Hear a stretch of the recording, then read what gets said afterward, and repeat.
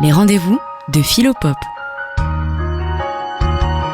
C'est les rendez-vous de Philopop sur Westrack Radio.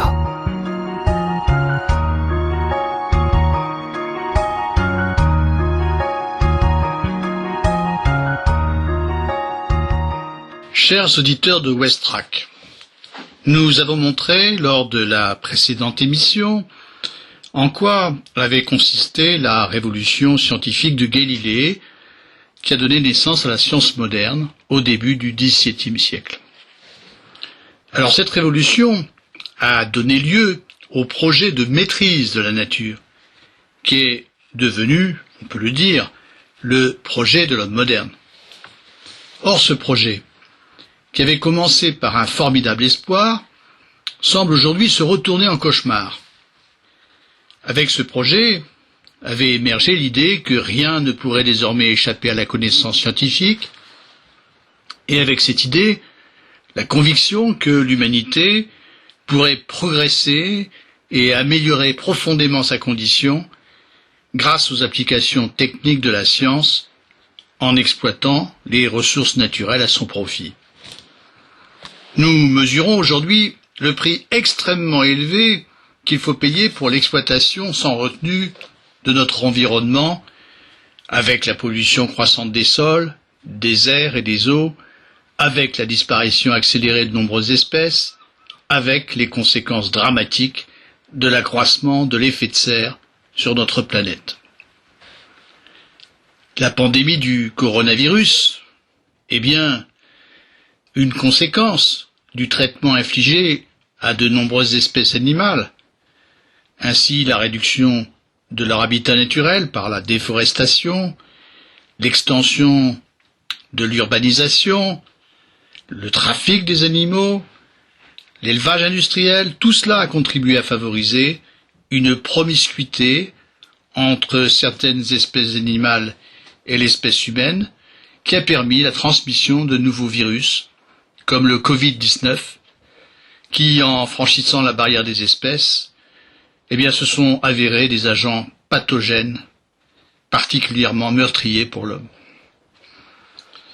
En permettant à l'homme de se concevoir comme le maître de la nature, la révolution scientifique initiée par Galilée aurait donc surtout engendré des conséquences désastreuses.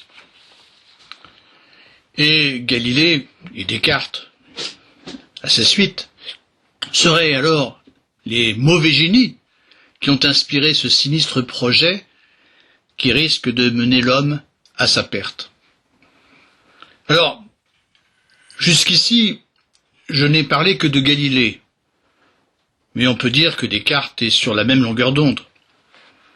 Il a rédigé en 1633, soit un an seulement après le dialogue entre les deux grands systèmes du monde de Galilée, un traité du monde où il affirme, comme Galilée, l'existence du mouvement de la Terre et développe aussi l'idée que tout ce qui est naturel s'explique mécaniquement. Mais lorsqu'il apprend la condamnation de Galilée, il renonce à publier son traité. Alors la première pièce à verser au dossier de l'accusation, portée contre le projet de maîtrise de la nature, c'est la formule de Descartes, qui se trouve à la fin de son discours de la méthode, publié en 1637. On reproche à Descartes d'avoir déclaré que l'homme est le maître et le possesseur de la nature. Or, qu'en est-il réellement? Est-ce bien exactement ce que Descartes a déclaré? Le projet de maîtrise de la nature qu'il formule est-il un projet de domination et d'exploitation illimitée de la nature, comme on le lui reproche? De manière générale, est-ce qu'on peut dire d'ailleurs que l'homme est coupable, forcément coupable, de vouloir maîtriser la nature? Alors la citation qui est faite le plus souvent de la formule de Descartes est inexacte. Descartes n'a jamais écrit que l'homme est le maître et le possesseur de la nature. Il a écrit exactement qu'il pourrait s'en rendre comme maître et possesseur, grâce au développement des sciences qui déboucheraient sur des applications techniques. On voit que ce n'est pas pareil. Alors on pourra penser qu'à première vue, il n'y a pas là une grande différence. Aussi faut-il examiner les choses de plus près. Un premier malentendu doit d'abord être dissipé concernant le sens qu'il convient d'accorder au terme de nature. Que faut-il entendre par la nature? Est-ce qu'il s'agit de l'ensemble des êtres existants?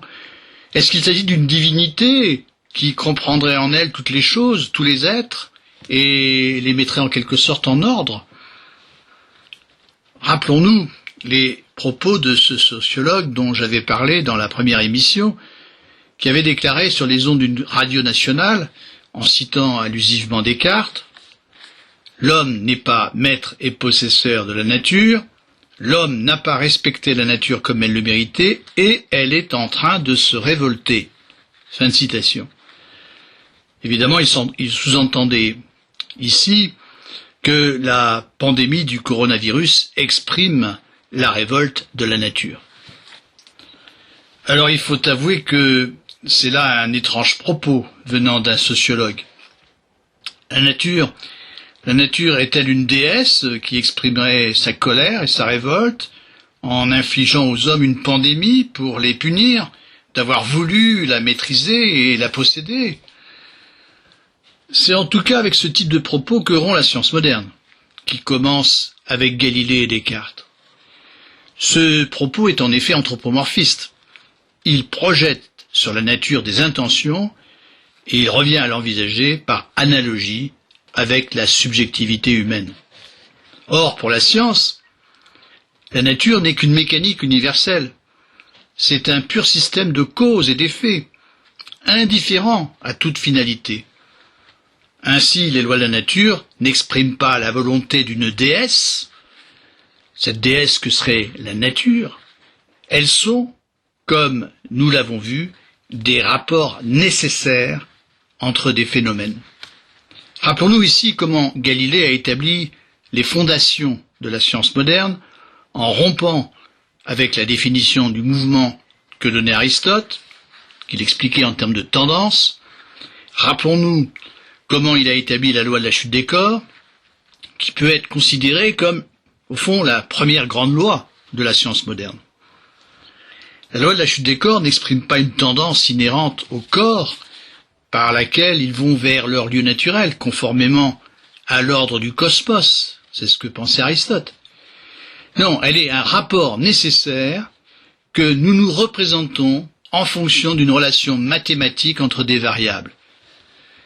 Ici, par exemple, c'est l'espace parcouru par un mobile en chute et puis le temps mis à parcourir cet espace. Ainsi, les lois de la nature expriment une nécessité. Elles ne sont pas des commandements dictés par une volonté. Elles s'appliquent nécessairement, c'est-à-dire qu'on ne peut pas les transgresser, on ne peut pas leur désobéir comme on désobéirait à une volonté. Désormais, la science ne se pose plus la question « pourquoi ? En vue de quelle fin ? En vue de quel but ?» La science exclut ce genre de questions qui ne sont pas de son ressort. Et ce grand savant du XVIIe siècle qui était Pascal, qui était aussi un grand croyant, distingue lui-même fermement le domaine de la science et celui de la foi, et s'élève vigoureusement dans les provinciales contre la condamnation des thèses de Galilée par le pape. Alors la seule question qui importe à la science, désormais, c'est la question « comment ?» Comment les phénomènes se produisent-ils? On ne peut donc pas comprendre ce que dit exactement Descartes, ce qu'il entend par la maîtrise de la nature, si, bien sûr, on confond la nature avec une personne. Alors on objectera peut-être que cette mise au point ne suffit pas pour autant à innocenter Descartes, dont le projet est tout de même bien de se rendre comme maître et possesseur de la nature. Certes, la nature n'est pas une personne, certes, il ne faut pas oublier l'adverbe « comme », mais il n'en demeure pas moins que s'exprime ici, apparemment, une volonté de puissance de l'homme qui le conduit à dominer et à vouloir exploiter la nature à son profit. Et on voit aujourd'hui où ce projet nous a menés. Alors, pour répondre à cette accusation, il faut encore regarder de plus près ce que dit Descartes. Éliminons d'abord toutes les équivoques qui sont assez faciles à dissiper. Descartes formule le projet de se rendre comme maître et possesseur de la nature, je souligne à nouveau le comme, il formule le projet de se rendre comme maître et possesseur de la nature pour rappeler d'abord que l'homme ne peut en aucun cas en être le maître, puisqu'il ne l'a pas créé, puisqu'il n'a pas créé ses lois. C'est Dieu le créateur. En outre, il ne définit pas l'homme comme le maître et le possesseur de la nature, il ne décrit pas là un état de fait, il formule un espoir. L'espoir que l'homme se rende comme maître et possesseur de la nature grâce au développement des sciences et à leurs applications techniques. Il reste maintenant à savoir comment il faut entendre le terme de maîtrise dans l'expression maître de la nature. Or ici, le plus souvent, on fait dire à Descartes qu'il s'agit, au fond, pour l'homme, de dominer la nature, de la conquérir, de la soumettre, par la connaissance et par l'activité technique. Donc la maîtrise est entendue au sens d'une domination. Mais le terme de maîtrise n'est pas nécessairement synonyme de celui de domination. Et parfois même, ces termes peuvent être opposés, si l'on en juge par la réflexion de ce philosophe anglais, Francis Bacon, qui s'interroge lui-même sur la méthode de la science moderne au début du XVIIe siècle, même avant Descartes. Francis Bacon écrit au début de son ouvrage le Novum Organum. La formule est restée célèbre, je la cite, « On ne commande la nature qu'en lui obéissant ». Eh bien, Descartes pourrait tout aussi bien la reprendre à son compte. Ainsi, celui qui commande la nature n'est pas dans une position dominante par rapport à elle. Il n'est pas dans la position de quelqu'un qui surplomberait la nature et la dominerait de son regard, comme si elle était d'emblée à sa disposition. Et mieux encore, comme va le montrer Descartes, la prétention de dominer la nature est un fantasme puéril qui empêche, justement, de la maîtriser. Ainsi, sa domination est plutôt de l'ordre du fantasme ou de l'illusion. Celui qui veut dominer la nature est en effet comme un enfant qui s'imagine que le monde est fait pour lui et que les choses lui sont dues, car il est habitué à se faire obéir des nourrices quand il pleure et quand il commande, afin d'obtenir une satisfaction immédiate de ses désirs. Et c'est ce que Descartes explique très bien dans une lettre à l'un de ses correspondants, qui s'appelle Ranieri, en mai 1648, et j'en cite un extrait qui me paraît lumineux. « Nous avons tant de fois éprouvé dès notre enfance, écrit Descartes, donc nous avons tant de fois éprouvé dès notre enfance qu'en pleurant ou commandant, nous nous sommes fait obéir par nos nourrices et avons obtenu les choses que nous désirons, que nous nous sommes insensiblement persuadés que le monde n'était fait que pour nous et que toute chose nous était due. » Fin de citation. Ainsi, si par maîtrise de la nature on entend le projet d'une domination, c'est là un rêve bien puéril. C'est s'imaginer à la manière d'un enfant qu'on puisse devenir le centre du monde, alors que la nature, encore une fois, n'est qu'un pur mécanisme indifférent à notre sort. Et il est d'ailleurs tout aussi puéril d'imaginer que la nature puisse se révolter contre les hommes pour les punir de l'avoir contrariée. La nature, encore une fois, n'est pas une divinité anthropomorphique. Mais ce discours n'est pas seulement puéril, il ouvre aussi la voie à tous les procès en sorcellerie. Souvenez-vous comment l'épidémie du sida fut présentée parfois dans les années 80 comme une punition qui stigmatisait particulièrement les homosexuels. Arrêtons là un court instant et nous reprendrons ce propos après une petite pause.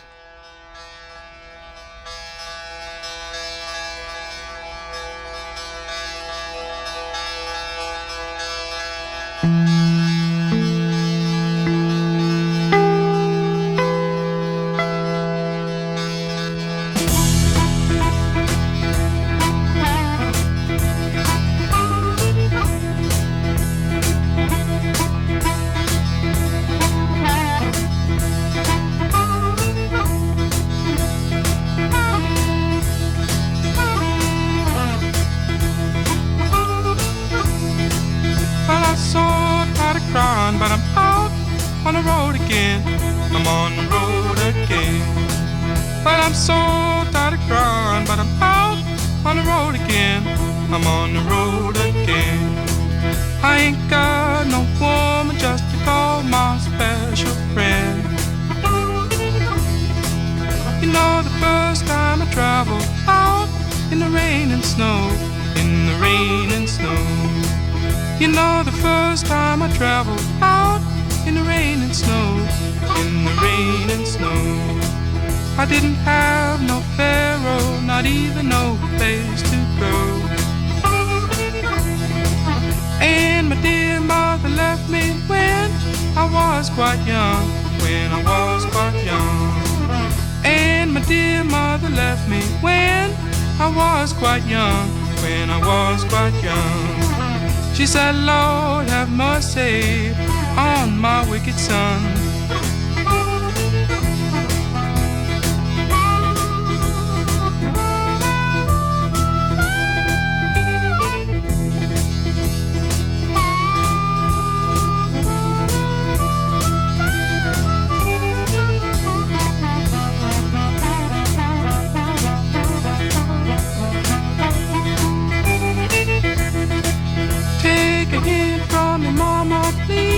Don't you cry no more, don't you cry no more. Take a hint from me, mama, please.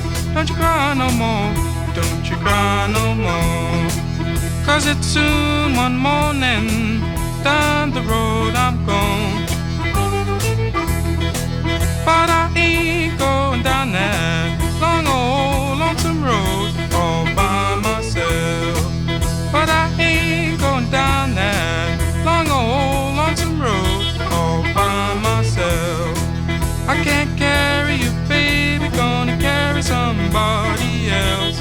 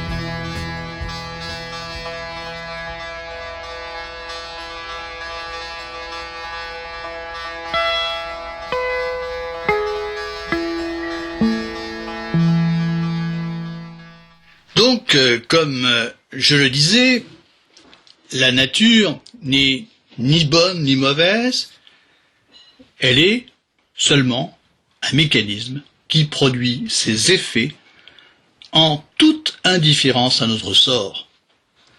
Elle peut aussi bien engendrer des tremblements de terre et des épidémies qu'à l'inverse des êtres vivants en bonne santé, en équilibre avec leur milieu. La technique également n'est ni bonne ni mauvaise. Elle peut aussi bien fabriquer des armes de destruction massive, comme la bombe nucléaire, que des remèdes destinés à soigner les hommes. Elle n'est pas en tout cas un pouvoir diabolique, qui permettrait de créer ex nihilo des inventions perverses destinées à contrarier la nature. Elle ne fait qu'amplifier des phénomènes naturels, comme par exemple le phénomène naturel de la radioactivité. Ainsi, aussi, les hommes ne subissent pas une épidémie parce qu'ils auraient contrarié la nature,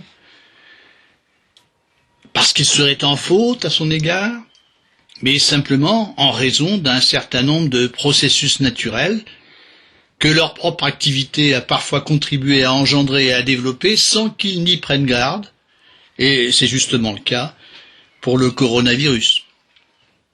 Alors si un phénomène naturel produit des effets nuisibles, ils sont nuisibles relativement à nous, relativement à notre espèce, et non pas dans l'absolu. Ainsi, si nous voulons maîtriser la nature, ce n'est pas pour la dominer, nous l'avons dit, ce n'est pas pour affirmer une volonté de puissance, mais c'est pour pouvoir en contrôler les effets. C'est pour obtenir, grâce à la connaissance de ces lois, la possibilité d'éviter des effets qui nous seraient nuisibles, et pour produire, grâce à la technique, des effets qui nous soient bénéfiques. Je prendrai 2 exemples. Grâce à la connaissance des lois de la réfraction de la lumière, eh bien, il est possible de construire des lunettes qui permettent d'améliorer la vue. Et grâce à une meilleure connaissance du virus Covid-19, une meilleure connaissance de ses modes de transmission, des anticorps qui pourraient éventuellement lui faire obstacle, eh bien, nous espérons pouvoir l'éviter et le neutraliser une fois qu'il sera présent dans notre corps. Et nous espérons également éviter sa propagation.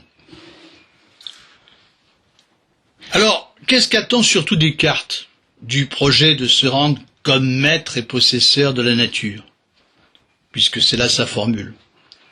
Non pas tant l'invention de techniques qui permettront aux hommes d'augmenter leur pouvoir sur la nature et de jouir de ses ressources, mais surtout la possibilité d'élaborer une médecine scientifique qui améliore la santé des hommes.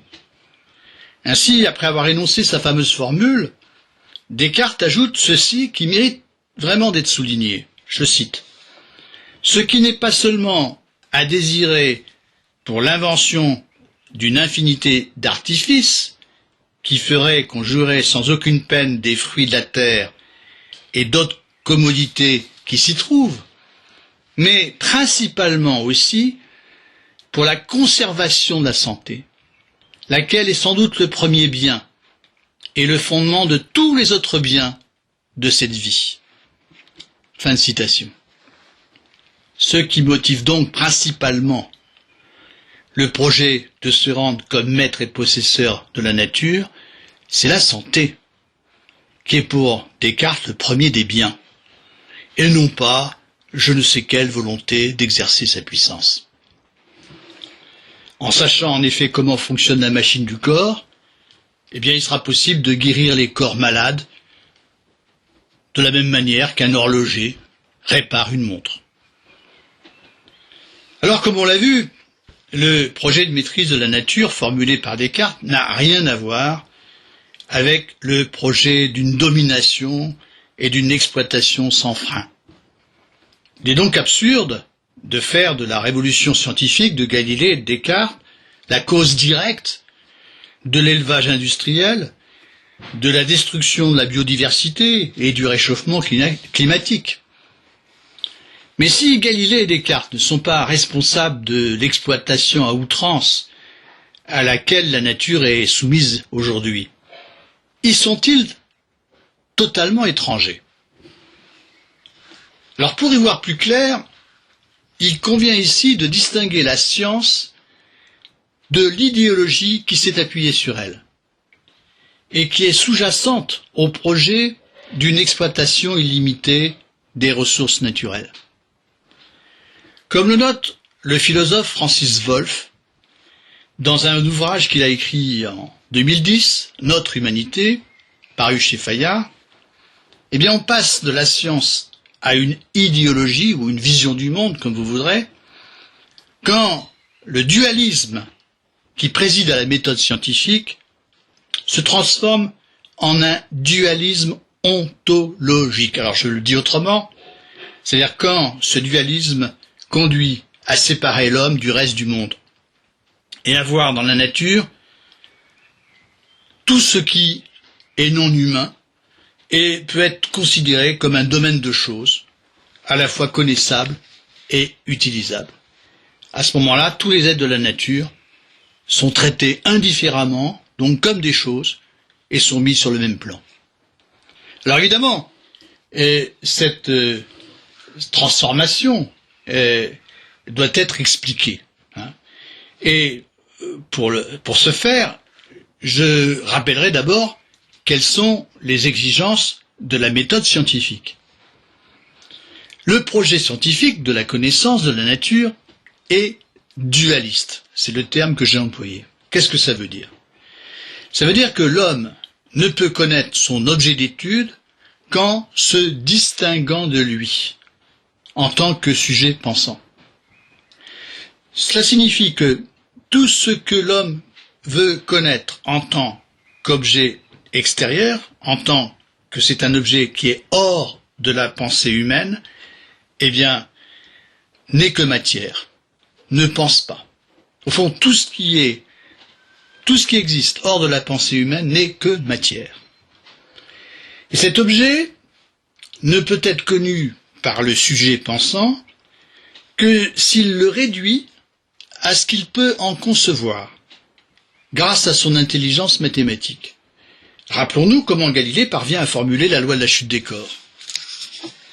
Eh bien ici, les objets extérieurs ne peuvent être connus par la pensée qu'en tant que dans leur structure, ils sont réductibles à leurs propriétés géométriques, mesurables, et qu'en tant que leur mouvement n'est lui-même qu'un déplacement mesurable. C'est-à-dire, au fond, encore une fois, il ne peut y avoir connaissance de la nature que si on la réduit, au fond, à de la géométrie, finalement, de la géométrie appliquée. Ainsi, le dualisme, qui est constitutif de la science, j'entends encore une fois par là que le sujet pensant se distingue de l'objet de sa connaissance, eh bien, ce dualisme ramène toutes les choses à des corps matériels soumis aux mêmes lois du mouvement, soumis aux lois universelles de la mécanique. Ce sont tous des corps naturels qui font partie de la nature, et la nature désigne au fond l'ensemble des corps en tant qu'ils sont finalement homogènes, en tant qu'ils obéissent exactement aux mêmes lois. Et sous l'angle de la science, les corps naturels, eh bien, doivent être tous pensés et appréhendés de la même manière, puisqu'ils obéissent aux mêmes lois. Et quels qu'ils soient, qu'il s'agisse d'animaux, de plantes, d'astres, et quand il s'agit d'étudier le corps humain, on ne fera pas de différence entre le corps humain que l'on étudie et puis le corps de je ne sais quel animal. Sous l'angle de la science, aucun objet, aucun corps ne vaut plus que les autres. Aucun d'eux n'a une dignité supérieure aux autres. La science n'établit aucune valeur, n'établit aucune hiérarchie. Et dans cette perspective, la santé n'est un problème et une préoccupation que pour l'homme. Parce que l'homme, justement, fait exception. Il n'est pas simplement un pur corps matériel, il a une pensée, mais il n'est pas non plus un pur sujet pensant, il n'est pas une pure pensée, une pure intelligence, puisque sa pensée est unie à un corps. Ainsi, lorsqu'il souffre, eh bien, il éprouve sa douleur, il éprouve sa souffrance en son âme.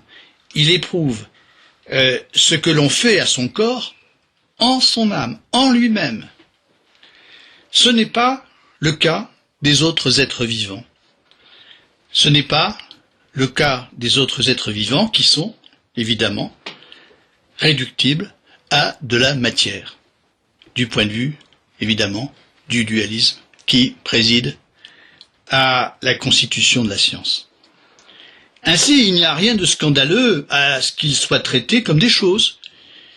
La vivisection des mammifères, la mécanisation à outrance de certaines formes d'élevage intensif, tout cela n'a rien de choquant, si l'on considère que les animaux sont assimilables à des machines, si on considère qu'ils ne sont au fond que des portions de matière. On voit bien où ici se situe le problème. Le dualisme qui fonde la méthode scientifique est un problème, en effet, lorsqu'il devient le principe d'une vision du monde qui distingue radicalement l'homme du non-humain, quand il fait de ce qui est non-humain une simple chose. Ce dualisme ouvre alors la voie à une exploitation sans frein et sans discernement des ressources naturelles, comme on dit, et il aboutit à traiter indifféremment tous les êtres, autres qu'humains, du virus comme du singe, des forêts comme des pierres. Alors, j'ai eu aussi l'occasion, dans le cadre des émissions des rendez-vous de Philopop, de vous parler de la réflexion de Philippe Descola. Et ce grand anthropologue contemporain qui a écrit Par-delà, nature et culture, je crois que c'est paru en 1995. Si je ne me trompe pas. Alors je voudrais très brièvement montrer que Descola aboutit à un diagnostic assez comparable à celui de Wolff, tout en partant de prémices très différentes. Au lieu de considérer comme Francis Wolff l'idéologie dualiste comme une sorte d'excroissance de la révolution scientifique opérée par Galilée et Descartes, Descola montre que c'est elle qui, au contraire, a rendu possible cette révolution. Descola ne parle pas d'idéologie, il parle de vision du monde et aussi de cosmologie. Je vais expliquer. Comme l'explique Descola, c'est l'émergence d'une nouvelle vision du monde, d'une cosmologie qu'il appelle naturaliste, qui a rendu possible au XVIIe siècle la révolution scientifique de Galilée. Et cette nouvelle vision du monde a conduit l'homme à se concevoir comme un être à part, comme un être distinct des autres êtres, et à se séparer ainsi de ce qui est non humain. Et c'est alors que l'homme a conçu l'idée de nature, qui regroupe tout ce qui n'est pas humain et tout ce qui est extérieur à l'homme. Et sans l'émergence de cette idée, jamais la révolution scientifique de Galilée et de Descartes n'aurait pu avoir lieu. Alors la cosmologie que Descola qualifie ainsi de naturaliste a donc rendu possible la science moderne, mais pour autant, Descola ne les confond pas. La critique qu'il fait de cette cosmologie ne le conduit aucunement à critiquer la méthode scientifique dont il est lui-même héritier en tant qu'anthropologue. Et ici, il faut prendre conscience de ce fait. La cosmologie, qui est celle de l'homme occidental, c'est-à-dire la manière dont il conçoit, au fond, l'organisation du monde, spontanément, la manière dont il conçoit la relation qui existe entre les différents êtres, animaux, plantes, hommes. Donc la cosmologie, qui est celle de l'homme occidental, est assez récente dans son histoire. Et elle n'est qu'une cosmologie particulière, propre seulement à l'homme occidental. D'autres peuples, par exemple les Indiens Achuar, avec lesquels Descola a vécu 3 ans et qu'il a particulièrement bien étudié, eh bien, les Achuar ne voient pas leur environnement, c'est-à-dire les animaux et les plantes, comme quelque chose d'extérieur à eux. Et comme le suggère Descola, il peut être salutaire pour l'homme occidental de prendre connaissance des cosmologies propres à d'autres cultures. Leur connaissance permet en tout cas de prendre de la distance vis-à-vis de notre cosmologie, de la manière dont nous envisageons les rapports entre les êtres. Elle peut permettre d'imaginer d'autres manières de vivre et de voir le monde, sans pour autant avoir à renoncer au concours de la science. Un mot pour terminer. Je l'ai dit, il ne faut pas confondre le projet de maîtrise de la nature formulé par Descartes avec un projet de domination et d'exploitation illimitée de la nature. Pourtant, nous avons remarqué que l'histoire de ces 3 derniers siècles s'est chargée de transformer ce projet en projet de domination et d'exploitation de la nature. Comment expliquer cette transformation? Faut-il y voir la conséquence du développement de la technoscience, comme on dit parfois, qui se déploierait comme un processus autonome sur lequel les hommes ne peuvent avoir de prise? Première hypothèse. Ou traduit-il la soumission des sciences et des techniques à de puissants intérêts financiers qui appellent une compétition permanente et exigent un rendement maximal? Deuxième hypothèse. Je laisse ouverte la question.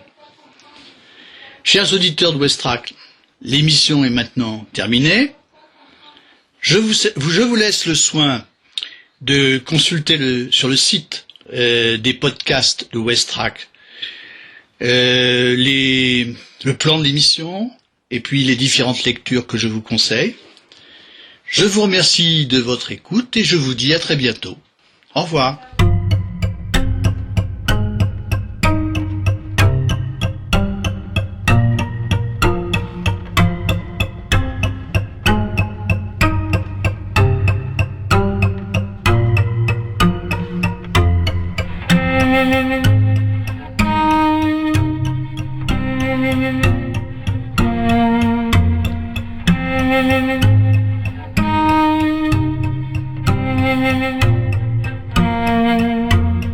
And the people went into their high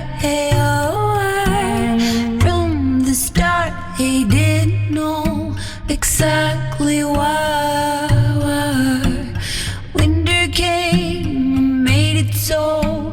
Look alive, look alive. Underneath the grass would grow, aiming at the sky.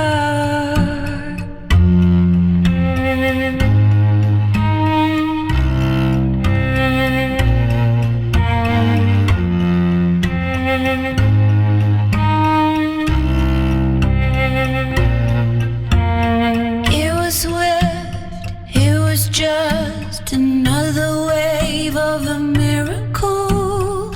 But no one, nothing at all, will go for the kill.